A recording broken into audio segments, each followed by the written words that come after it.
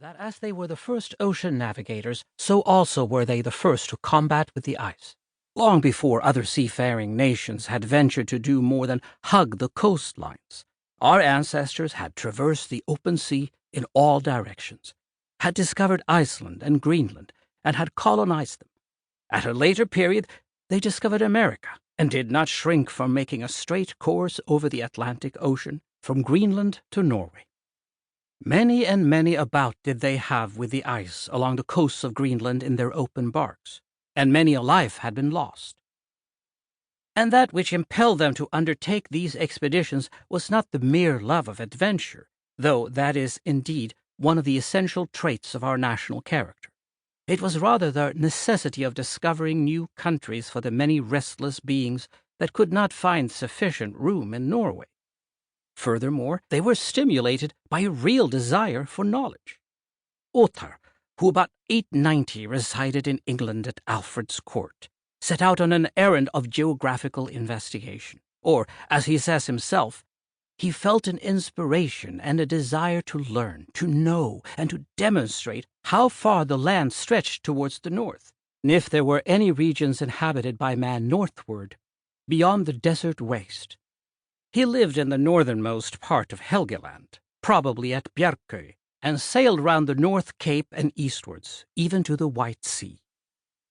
Adam of Bremen relates of Harald Hårråde, the experienced king of the Northmen, that he undertook a voyage out into the sea towards the north and explored the expanse of the northern ocean with his ships. But darkness spread over the verge where the world falls away, and he put about barely in time to escape being swallowed in the vast abyss.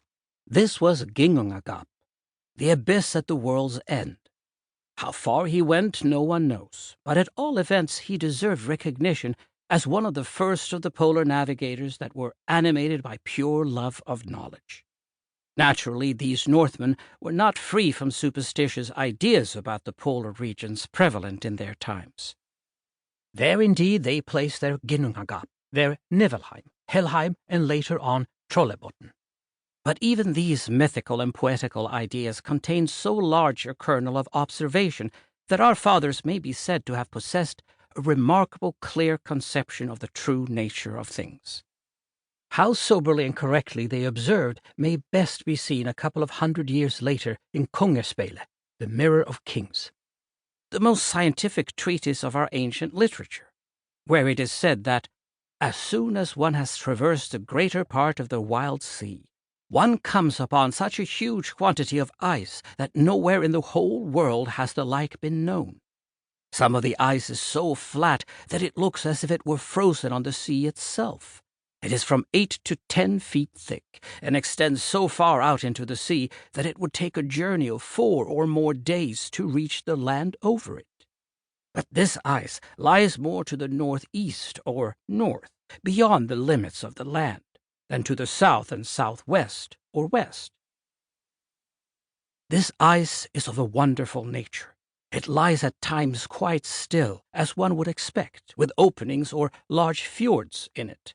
But sometimes its movements is so strong and rapid as to equal that of a ship running before the wind, and it drifts against the wind as often as with it. This is a conception all the more remarkable when viewed in the light of the crude ideas entertained by the rest of the world at that period with regard to foreign climes. The strength of our people now dwindled away, and centuries elapsed before explorers once more sought the northern seas. Then it was other nations, especially the English and the Dutch, that led the van. The sober observations of the old Northmen were forgotten, and in their stead we meet with repeated instances of the attraction of mankind towards the most fantastic ideas, a tendency of thought that found ample scope in the regions of the north. When the cold proved not to be absolutely deadly, theories flew to the opposite extreme, and marvelous were the erroneous ideas that sprang up, and have held their own down to the present day. Over and over again it has been the same. The most natural explanation of phenomena is the very one that men have most shunned, and if no middle course was to be found, they have rushed to the wildest hypothesis.